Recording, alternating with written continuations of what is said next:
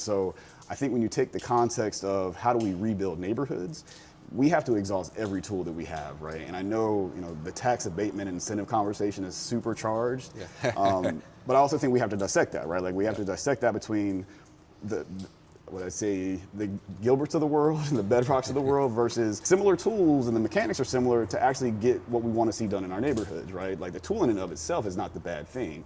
I think the application can be questionable sometimes, and who gets to benefit from it, and why things are certain things are so expensive to pull off.